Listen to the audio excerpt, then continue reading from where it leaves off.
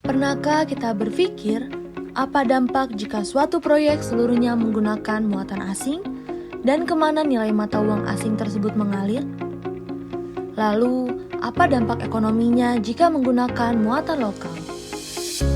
Hal ini yang selalu menjadi pertimbangan pemerintah saat akan memulai proyek. Mau pakai perusahaan asing atau dukung yang lokal?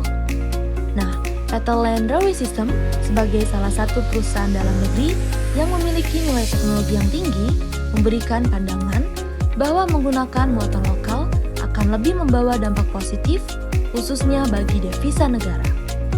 Lalu, bagaimana implementasinya? Sejak tahun 2004 hingga 2025, lebih dari 350 stasiun, 150 proyek, dan 3.200 km jalur yang telah dibangun dengan sebagian besar sistem dan perangkatnya mengandalkan muatan lokal dari Petal Land Railway System. Muatan lokal merujuk pada penggunaan produk, teknologi, dan jasa yang berasal dari dalam negeri.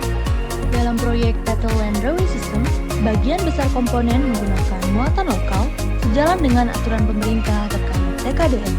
Hal ini tentunya tidak hanya menunjukkan kemandirian industri nasional, tapi juga berdampak besar bagi perekonomian, menghemat devisa lebih dari 270 juta US dollar atau sekitar 4,4 triliun jika menggunakan kurs terkini.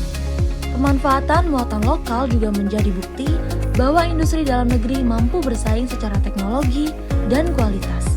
Dengan kata lain, nilai mata uang asing tidak akan 100% lari ke kontraktor asing, melainkan rupiah akan tetap lebih besar berputar di Indonesia untuk membayar pekerja lokal, membeli bahan dari produsen dalam negeri, dan mendorong roda perekonomian nasional. Efek lainnya jelas besar. Lapangan kerja terbuka, industri dalam negeri tumbuh, dan pemasukan negara bertambah melalui pajak. Karena setiap rupiah yang tinggal di Indonesia berarti satu langkah kecil menuju Indonesia mandiri. Hemat devisa, dorong pertumbuhan ekonomi lokal, dan bikin Indonesia makin mandiri. Karena mendukung produk lokal, artinya kita sedang berinvestasi untuk masa depan bangsa.